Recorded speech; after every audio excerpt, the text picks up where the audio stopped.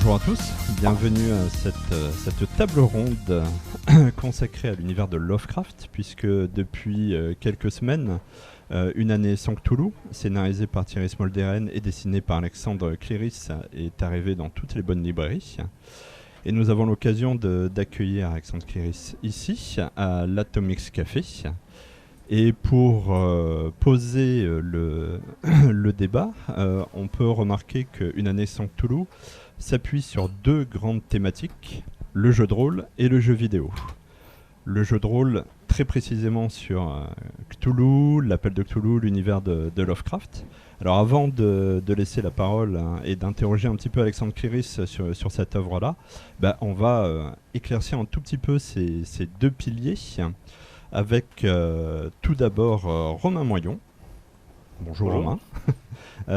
Tu fais partie d'une association Oui, c'est un groupe de créateurs sur YouTube, donc les Aliénés de Cthulhu, où on fait de l'appel de Cthulhu, notamment. On fait du jeu de rôle, de l'actual play, le nouveau terme maintenant. Et donc on se filme à faire des parties de l'appel de Cthulhu, et puis sur des scénarios complètement créés pour l'occasion.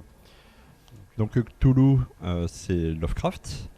On a l'impression qu'on connaît Lovecraft, puisque c'est le nom, certaines idées qui le concernent sont rentrées dans la culture, voire dans la pop culture. Mais finalement, qu'est-ce qu'on peut dire de, je cite, le plus grand artisan du récit classique d'horreur du XXe siècle? Et quand c'est Stephen King qui le dit, on peut lui faire confiance. Ouais. Qui est-il?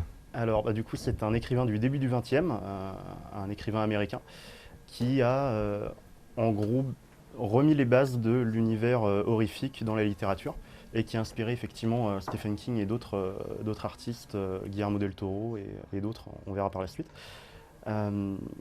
Et donc, en fait, il a vraiment permis de remettre en fait ce côté horrifique et en même temps psychologique dans la littérature qu'on arrive maintenant à discerner. Donc, c'est vrai qu'en France, il n'est pas très connu finalement. Enfin, c'est vraiment quelques groupements de personnes dans certains milieux, notamment dans le jeu de rôle ou dans la littérature. Mais après, le grand public ne le connaît pas encore bien en France. Aux États-Unis, c'est une star, c'est une grande vedette là-bas.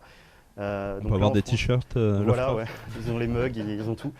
Donc voilà, ça essaye on essaye nous notamment aussi avec les Aliénés de faire un peu connaître l'univers de Lovecraft, toutes ces nouvelles, ces romans, et puis après à travers le jeu de rôle, à travers les jeux vidéo, à travers tous les types de médias, le cinéma un peu, on essaye. Il y en a déjà qui ont essayé, des grands réalisateurs qui ont essayé ou qui essayent. Mais c'est un univers qui est très particulier, très glauque. Mais c'est quoi les caractéristiques justement de l'univers de Lovecraft, l'univers littéraire? Il a fait des romans, des nouvelles?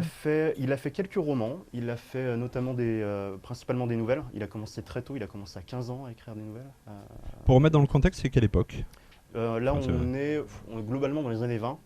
Donc il est né en 1890 et il est mort très très jeune. Il est mort en 1937, donc des suites d'une maladie, longue maladie, et il est mort dans l'indifférence totale. Et donc dommage pour lui, mais après il a eu en fait un groupe d'écrivains qui étaient très fans de son travail, avec qui certains ont déjà collaboré avec lui, qui ont en plus développé son univers, notamment le mythe de Cthulhu qui a été développé finalement après sa mort. Donc il avait mis les bases en fait déjà de ce mythe-là, mais c'est par la suite que ça s'est développé. Un peu comme, petite parenthèse, comme pour Conan, grosso modo, où finalement il y a une base assez courte et... Bon, on glisse. Non, c'était une mauvaise question. On glisse. Donc je reviens par contre sur la première. Oui, Tolkien. Mais en fait, Edgar Allan Poe et Lovecraft ont vraiment mis les bases de l'univers, je ne vais pas dire science-fiction, mais presque, dans les littératures. Et puis voilà, on a Tolkien, puis Lord Dunsany, je crois, si je dis pas de bêtises.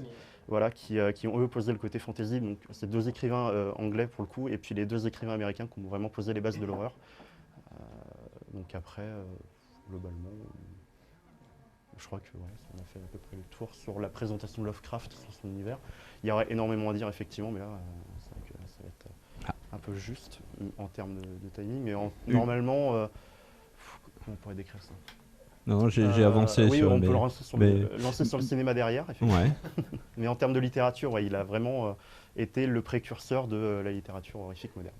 Et s'il y avait une porte d'entrée pour apprécier son style, une nouvelle ou moi, j'ai commencé avec la toute première qu'il a écrite, qui s'appelle La Bête de la Caverne, qui est une petite nouvelle de 9 pages, mais qui vraiment arrive déjà à montrer en fait de quoi il était capable en termes de style, en termes d'ambiance surtout. C'est vraiment ce qui définit les œuvres de Lovecraft, ça va être l'ambiance qui vraiment pose le tout. Après, c'est l'innommable, l'indicible. C'est des mots qui reviennent énormément dans l'univers de Lovecraft, où il ne va pas décrire le danger, mais il va décrire les conséquences ou alors le ressenti des acteurs ou des personnages principaux dans les nouvelles. Et c'est comme ça qu'il se définit le plus, même dans les autres médias. Je ne sais pas comment alterner là-dessus, mais c'est tout le nom dit. C'est vraiment, c'est vraiment ça. Night Shyamalan l'a très bien compris d'ailleurs aussi, dans un de ses films qui s'appelle La Cygne avec Mel Gibson, où justement il y a un danger mais on ne le voit pas, et c'est la psychologie les acteurs, les comédiens qui deviennent, les personnages qui deviennent un peu parano à force, et c'est vraiment là-dessus que se basent vraiment les thèmes forts de Lovecraft. Et en 2 mots, Cthulhu, c'est quoi? Cthulhu, comment dire? 2 mots. Justement, l'appel de Cthulhu. Oui, l'appel de Cthulhu, qui est une de ses nouvelles les plus connues. La plus emblématique, on peut dire. Ouais, effectivement. Donc Cthulhu, c'est sa créature par excellence. Donc c'est une divinité qui viendrait, c'est une créature qui viendrait d'une autre dimension, d'une autre galaxie, qui serait venue sur Terre avec d'autres créatures de son gabarit, donc qui font des tailles peuvent aller au-delà de l'Everest, etc. Donc c'est vraiment des dimensions surdimensionnées. Après, c'est des créatures aussi tellement surpuissantes dans l'esprit, dans l'imaginaire. Des choses indicibles qui rampent dans la pièce. J'essaye de mettre une ambiance. Et donc voilà, c'est une créature humanoïde qui mi-chauve-souris, mi-poulpe. Donc c'est la grosse créature verte avec des tentacules qui servent un peu de barbe. Donc qui vivrait au fin fond du Pacifique, dans une cité engloutie. Et donc voilà, donc c'est le grand. Cette iconographie-là était déjà imaginée par Lovecraft ou c'est par la suite? Il a fait un croquis de ça. Une petite statuette, un petit dessin assez naïf, quoi. D'accord. Et du coup, c'est la seule image en fait qui existe de oui, voilà. Donc il a toujours eu à cœur aussi de pouvoir, justement comme tu le disais, de décrire l'indicible, c'est-à-dire de décrire des choses qu'on ne peut pas dire. Pas parce que c'est interdit, mais parce que ça échappe, merci beaucoup, ça échappe à notre compréhension, ça échappe à notre au sens. En fait, ça échappe au sens humain, aux capacités d'appréhension humaine. En fait, il était à la fois fasciné et terrifié par toutes les découvertes scientifiques de son époque, et notamment en fait les découvertes un petit peu autour de tout ce qu'il y avait au-delà de l'atmosphère. Donc, c'est-à-dire, on commençait à vraiment avoir une meilleure appréhension du gigantisme de l'univers et de ce qu'il y avait au-delà dans le système solaire, etc. Et en fait, voilà, il y a une phrase qui est assez emblématique, c'est « l'humanité vit sur un placide petit îlot d'ignorance, entouré d'un immense océan rempli de secrets ». Et souvent, les héros de ces écrits ne sont pas des hommes d'action, c'est des universitaires, des mathématiciens, des gens qui sont très sûrs de leurs connaissances et d'un seul coup, en fait, qui se rendent compte qu'ils sont de pauvres fous, quoi. Et du coup, c'est vrai qu'on a certaines créatures du mythe qui peuvent être complètement aberrante. Il y en a une que j'aime beaucoup, c'est la couleur tombée du ciel. J'en parle souvent parce qu'en fait, voilà, la créature, c'est une couleur. C'est-à-dire que conceptuellement, il y a une météorite qui s'écrase, et de la météorite, il y a une couleur qui s'échappe. C'est pas juste une créature invisible qui machin, etc. Conceptuellement, c'est une couleur qui est vivante, qui teinte les choses, d'une teinte qu'on n'arrive pas à définir parce qu'en fait elle appartient pas à un panel de couleurs auquel on a l'habitude et que du coup c'est très compliqué d'arriver à la définir, et juste elle teinte les choses, et les choses qu'elle teinte, si c'est vivant, elle en aspire la vie pour se nourrir, puis une fois qu'elle a fini de se nourrir et qu'elle a suffisamment grandi, hop, elle se rétracte, elle repart dans le ciel. Et c'est une couleur, c'est vraiment, conceptuellement, c'est juste ça, quoi. C'est-à-dire que c'est techniquement une longueur d'onde, une longueur d'onde électromagnétique, mais qui est vivante et qui est capable de se nourrir de vous.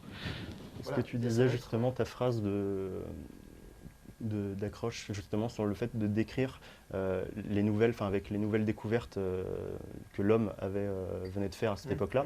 Donc oui, ta phrase elle résume très bien justement le contexte dans lequel lui il est en train d'évoluer. Et j'ai une phrase qui est très forte justement dans une de ses premières nouvelles, qui résume très bien en fait sa mentalité et sa vision de ce qu'il avait en tête. Donc c'est dans une de ses premières nouvelles qui s'appelle La peur qui rôde. Donc c'est vraiment quasiment le début de la nouvelle.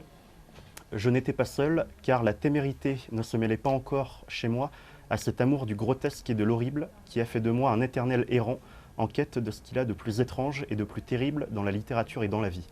Pour moi, ce passage résume très bien en fait sa vision en fait de ce qu'il lui voit comme étant l'horreur en fait pure, c'est de ne rien savoir et d'évoluer vraiment dans en plus dans cette période cette période moderne qui s'ouvre voilà, à la modernité, le scientifique, toutes les nouvelles découvertes, etc. Donc lui, c'est vraiment moi ce que j'en retiens en tout cas, avec ce passage qui montre ce qu'il avait envie d'essayer pas d'écrire finalement, conceptuellement, pareil, effectivement, c'est un concept qu'il essayait de mettre en place. Alors du coup, je suis allé un peu plus vite sur les images et on voit qu'il y a eu le cinéma. un héritage sur plusieurs supports. Point de vue littéraire, il y a eu des héritiers. Il y a eu beaucoup d'héritiers. Auguste Derleth, Campbell, Stephen King, qui lui-même a souvent dit qu'il s'était énormément inspiré de Lovecraft, qu'en gros, s'il n'avait pas connu Lovecraft, il n'aurait probablement pas été l'auteur qu'il a été. Si vous voulez un écrit de Stephen King qui est typiquement Lovecraftien, pour moi en tout cas, c'est ça. Voilà, parce qu'en fait, la créature, c'est pas vraiment un clown. Et en gros, je soupçonne d'ailleurs qu'il l'a tiré de la nouvelle L'Indicible. Justement, parce qu'en fait, à un moment, il décrit la créature, il l'appelle ça dans la nouvelle de Lovecraft. Lovecraft appelle la créature, l'a fait appeler par l'un de ses protagonistes ça. Parce qu'il ne sait pas comment décrire la créature. Donc, je soupçonne fortement effectivement que et alors en fait, je directement se passe ça. Peut-être spoiler un peu, il faudra sauter. Mais en gros, quand on regarde la fin justement de ça, donc de l'ouvrage, vraiment quand on lit, on se rend compte que les descriptions autour du clown, etc., ou même à un moment donné, ils vont dans la tanière, ils voient une araignée géante, la créature n'est pas ça. C'est pas une araignée géante, c'est pas un clown, c'est rien du tout. En fait, le problème, c'est que son apparence est tellement complexe à appréhender et que en fait, le cerveau humain n'est pas capable d'en donner vraiment une réelle représentation. Et du coup, en fait, on se rend compte que les protagonistes, le cerveau des protagonistes, se contente d'assimiler le fait qu'il y a une menace en face. Et comme il n'est pas capable de rendre l'apparence de la menace en question, il se contente de la traduire sous la forme d'un clown, sous la forme d'un loup-garou, sous la forme d'autre chose, en fonction des peurs des uns et des autres. Chacun. Voilà, des peurs de chacun, mais qu'en fait, c'est à la fois tout ça et à la fois aucune de ces apparences, quoi. Et et typiquement, en fait, le cerveau juste passe en mode sécurité pour éviter de vriller, et donc en fait, il comprend pas ce que les yeux lui envoient. Il assemble un truc parce qu'il voit bien qu'il y a une menace, et il dit voilà, c'est ça, je me demande pas plus. Et voilà, donc il y en a qui vont dire c'est une araignée, il y en a qui vont dire c'est un clown, il y en a qui vont dire etc. Et voilà, et typiquement là on touche justement à l'indicible Lovecraftien, parce que oui, là on a justement une créature qui est hors de notre capacité d'appréhension, totalement. C'est marrant en fait que tu parles de ça, parce que mon fils de 7 ans, on vit dans un petit village, et il a 7 ans, il a deux autres copains en fait avec qui il joue dans la forêt, et il y en a un qui leur a parlé du clown tueur. Ça commence comme qui a exactement, qui leur a parlé du clown tueur. Alors est-ce qu'il a vu des extraits du film, l'affiche du film, juste l'affiche quoi. Mais du coup, ils se sont montés toute une mythologie autour du clown tueur. Il y en a un qui a commencé à dire oui, parce que j'ai retrouvé un couteau planté avec du sang sur le devant de ma fenêtre. Et moi, j'ai vu, moi je l'ai vu, le clown tueur, il est parti en ricanant. Et ils se sont montés toute une mythologie. Et c'est exactement ce que tu dis, en fait. À 7 ans, On a besoin de créer, de mettre une image sur des peurs. Donc là, ils ont pris cette espèce de clown tueur, mais ils sont en train de se monter une mythologie autour de ça, et comme Lovecraft a créé une mythologie autour de Cthulhu et ainsi de suite, pour essayer de donner une image à des peurs qui sont peuvent être la peur du noir, la peur de... Enfin voilà, tout ce qui commence un petit peu à mettre mal à l'aise, quoi, et voilà, en grandissant, ça vient de l'enfance en fait, tout ça. Oui, c'est des peurs de l'enfance qu'on traîne voilà, en grandissant. Pour le coup, je pense que Lovecraft était pétri de peur d'enfance. Ouais. Parce que même quand on voit, alors, on va s'adresser tout de suite à l'éléphant dans la pièce. Oui, et un des gros reproches qu'on fait à Lovecraft, c'est son racisme, sa xénophobie en général, etc. Alors, chacun va avoir sa sensibilité, son interprétation par rapport à ça. Pour ma part, moi j'ai vraiment l'impression, quand je lis aussi bien sa correspondance, parce qu'on peut trouver des ouvrages qui compulsent ses correspondances avec ses contemporains, etc. Clairement, moi, quand je lis le truc, même à 40 ans, le mec était resté un enfant quelque part.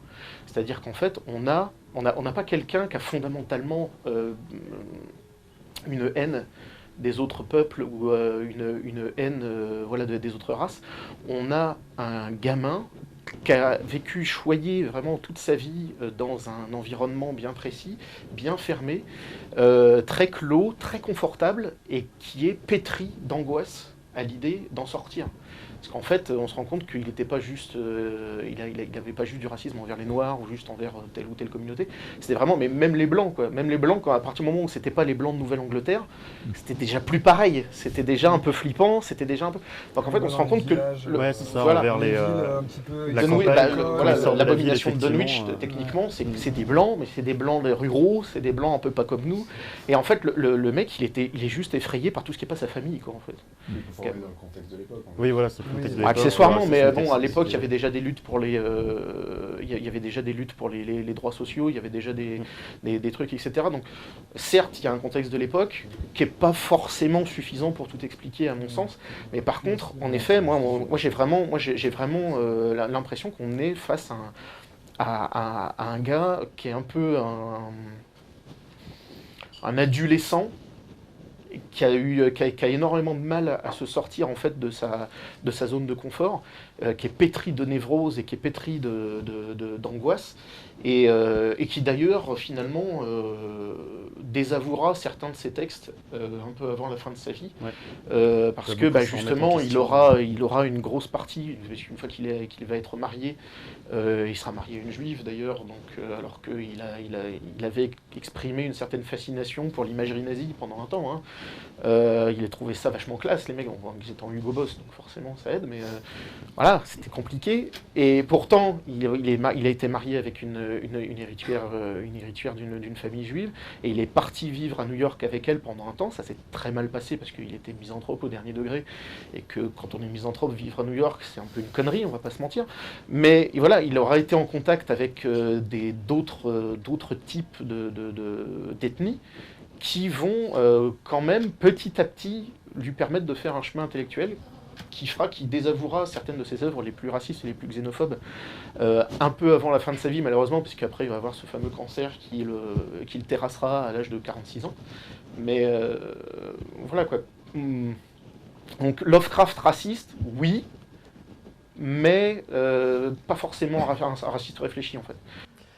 Et oui, donc dans le cinéma, dans la littérature, du coup, il a laissé beaucoup d'héritiers, je dirais, donc en passant par Stephen King. Plus récemment et plus localement, je dirais Maxime Chatham, qui vient de sortir un livre qui s'appelle Le Signal, qui est purement, il le dit lui-même, purement inspiré de l'univers de Lovecraft. Donc j'ai très hâte de lire le bouquin. Et après, bon, bah voilà, ce côté justement difficile à décrire comme ambiance au cinéma, ça fait beaucoup peur aux producteurs en temps normal, enfin les producteurs hollywoodiens, j'entends, qui eux, bah, en général, essayent de moins s'intéresser aux films d'auteur ou aux films qui visent un public très restreint, Cela, clairement, on a pu voir que Lovecraft, l'univers de Lovecraft, c'est très spécifique pour le coup. Donc ouais, dans l'univers cinématographique, j'avais mis quelques exemples. Donc toute la filmographie de Carpenter, déjà, L'Antre de la folie, qui pour moi, qui est vraiment sa pure œuvre inspirée de Lovecraft. Qu'est-ce que j'avais mis d'autre? J'avais mis la trilogie de Sam Raimi, où là on a clairement des références à l'univers de Lovecraft avec le Necronomicon, qui est le livre d'occultisme par excellence qu'on retrouve dans énormément de médias, d'univers, etc. Donc Sam Raimi, voilà, ouais. un vrai faux. Un vrai faux. Donc Sam Raimi, il a essayé vraiment de s'inspirer au mieux de l'univers de Lovecraft. Donc après, il a un peu parti sur pas du slasher, mais presque. Enfin, on est un peu plus trash que dans l'univers de Lovecraft, mais il y a quand même cet esprit un peu danger qui vient de nulle part et qu'on n'arrive pas à discerner. Pareil avec le film de Ridley Scott, avec la saga Alien, où là c'est le créateur en fait artistique qui est pour le coup est très inspiré de l'univers de Lovecraft. Scott est allé le chercher parce qu'il a beaucoup aimé son artbook de l'époque qui s'appelait Necronomicon. Voilà, donc et après, alors j'ai plus le nom du créateur. Hans Roddy Giger. Voilà, ça, pardon. Et donc qui s'est inspiré de l'univers de Lovecraft pour créer la créature mythique maintenant qu'on connaît d'Alien. Donc ça commence à venir petit à petit. Il n'y a pas vraiment de pure adaptation de Lovecraft au cinéma. Il y a quelques petites choses, donc ouais, ça.